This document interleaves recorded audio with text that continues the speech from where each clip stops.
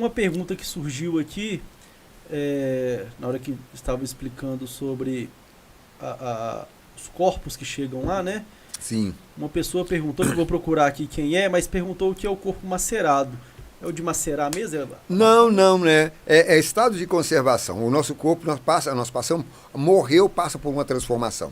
Então, olha, morreu uma pessoa, ela vai sofrer algumas alterações nas primeiras 6 horas de vida. Então, ela vai ter rigidez, hipostase, bedríase paralítica e resfriamento. São as fases que passam esse corpo. E dependendo do local em que ela estiver, ela vai sofrer uma degeneração ou um estado de conservação. Esse macerado é uma forma de conservação do corpo. Ele está em um local úmido, abafado. Então esse corpo fica macerado. Muitos dos casos que nós recebemos de Brumadinho foi assim, porque ele estava em meio úmido. Então, eles se conservam mais? Sim, sim. Então ali não tem nenhum micro-organismo. E esse corpo, a gente fala macerado ou saponificado. São sinônimos. Sim, é como se você pegasse uma barra de sabão, antigamente usava-se muito em barra de sabão, e lavou uma roupa e esqueceu essa barra de sabão 1 dia, 2 dias dentro da água lá. Aí depois você pega, ele está uma massa, né? Então é uma forma dessa. Não tem os corpos de Brumadinho, pela falta de oxigênio, por estar em meio úmido, eles não sofreram degeneração do estado que eles estavam ali. Então não tinham mau odor. O senhor chegou a pegar, então, né? Nós fizemos mais de 1.000 exames, apesar de serem só 270 mortos, né? Fizemos mais de 1.000 exames, porque os corpos não chegaram inteiros. Alguns chegaram só o scalp das pessoas, outros chegou só um braço, chegou só uma perna, entendeu? Então muitos chegaram dessa forma. Como que foi para o senhor lidar com isso? Olha, o que acontece? Nós já tínhamos passado por uma experiência anterior de Mariana. Olha, o dia que aconteceu isso, estava saindo eu e mais 2 doutoras para fazer uma exumação no Cemitério da Saudade. Nós estávamos saindo no estacionamento e alguém falou assim, olha, aconteceu um rompimento da barreira lá em Brumadinho. Não nos assustou muito, porque a gente tinha passado por a questão de Mariana, que não foi uma coisa... Que foi grave, mas não foram quantas vidas ali? Umas 20? Não, foram 7 pessoas. 7 pessoas, está aumentando. E aí fomos para a exumação, fizemos a exumação. Quando nós voltamos da exumação, 5 e pouco da tarde, a coisa já estava bombando. Aí o que acontece? Houve a necessidade de colocar um tapume no quarteirão, em torno do IML, por causa dos curiosos. E na academia do IML ficou cheia. Então fizemos um tapume em torno dos locais onde nós recebíamos o corpo. E montou-se na academia de polícia, que é um quarteirão abaixo, um QG para receber as famílias.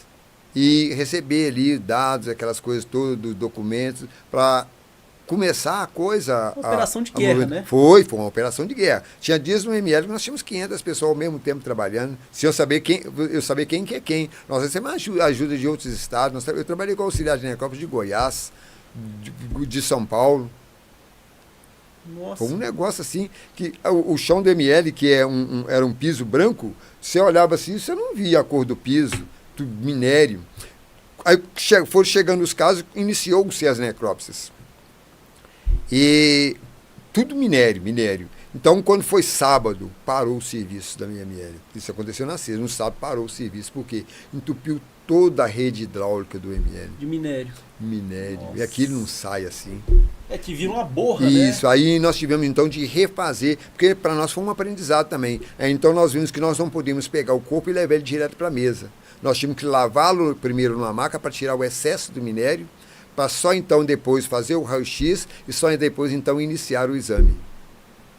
Nossa, foi um negócio assim, maluco. E nós começamos assim, virando direto, o tempo inteiro. Aí chegou um momento que a gente falou assim, peraí, desse jeito nós não vamos conseguir. Vamos determinar um tempo para a gente fazer e um tempo para a gente parar para descansar, para ir pelo menos em casa, dormir e voltar. Não tinha turno mais, não tinha nada. Era não, misturou tudo e veio gente de fora, gente de tudo em outro lugar, peritos, mais para ajuda a gente. E o que mais nos animava é quando chegava um corpo que tinha ainda digital. Aí a Polícia Federal foi na Vale, colheu os dados que eles tinham lá, de funcionários, e trouxe para o IML. Então, quando chegava um corpo que tinha digital, lavava-se a mão, antes de qualquer coisa, lavava-se a mão daquele corpo e colocava nesse aparelho.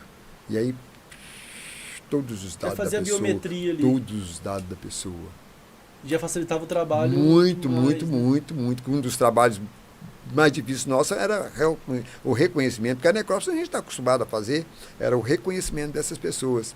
Alguns casos chegaram de forma interessante, alguns casos chegaram, é apto de quem trabalha nessa questão de minério, pegar o crachá e viraram para dentro do bolso e colocar um lacre. Então, alguns chegaram ainda de uniforme e com esse coisa. Então, a gente pegava aquilo ali para conferir se realmente era daquela pessoa, para fazer o reconhecimento.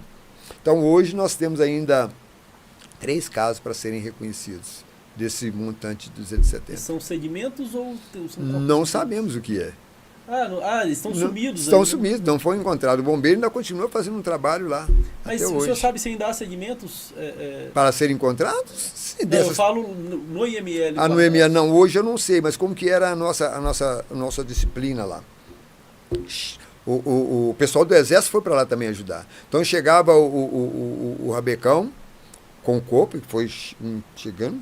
Esse corpo era colocar, já vinha dentro do saco do mortuário, né? No mortuário. Aí a primeira coisa o pessoal do Serviço Social colocava um número nesse corpo, porque esse número que ia acompanhar esse paciente durante todo o nosso trânsito.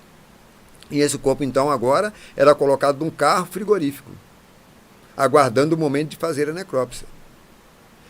O outro carro, caminhão frigorífico, era dos casos que nós fazíamos e conseguimos fazer o reconhecimento. Fazia a necrópsia, então ia para esse carro. E o outro caminhão era dos casos que nós fizemos os exames e não conseguimos reconhecimento. Eles estavam lá acomodados também aguardando. Então, ficam 3 carros, 3 caminhões desse trabalho.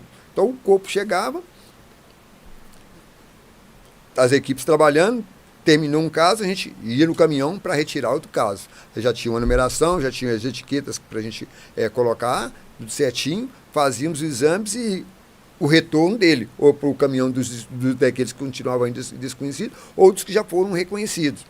E a gente criou também uma outra estratégia, e foi muito importante, porque imagine você que achamos uma mão de uma pessoa e fez o reconhecimento através do digital. Aí você comunica para a família que achou. Depois, passa os dias, acha uma outra parte que diz que você, para o trabalho ali, fala, já imagina você de 2 em 2 dias, de 3 em 3 dias, de semana em semana, você chamar essa família? Então, convencionou-se o seguinte: qualquer parte que chegou do corpo foi reconhecido, era comunicado à família uma vez só. Então não ia vitimar essa pessoa, essa família, várias vezes. Certo? Então, reconheceu, esse caso então está feita a necrópsia, vai ser sepultado. Depois chegou alguma outra parte dessa pessoa e foi reconhecido como sendo daquele que já foi reconhecido, essa família não vai mais ser chamada. Esse caso vai para o caminhão e vai aguardar o rescaldo de tudo para no final ser sepultado. Se não acha um pedaço, não, ia ser uma confusão muito grande, né?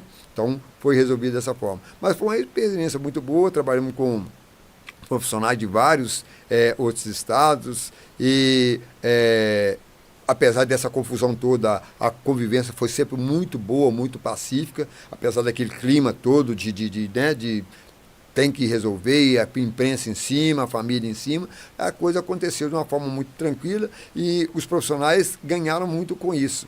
E outra coisa que foi muito interessante é que, infelizmente, não deveria ser assim, quando acontece uma coisa como essa, é que aparecem os recursos que, às vezes, estavam lá e não, pendentes, né? Então, a Vale contribuiu muito com isso, porque, então, ela começou a nos auxiliar com equipamentos que a gente não tinha, o Estado não tinha.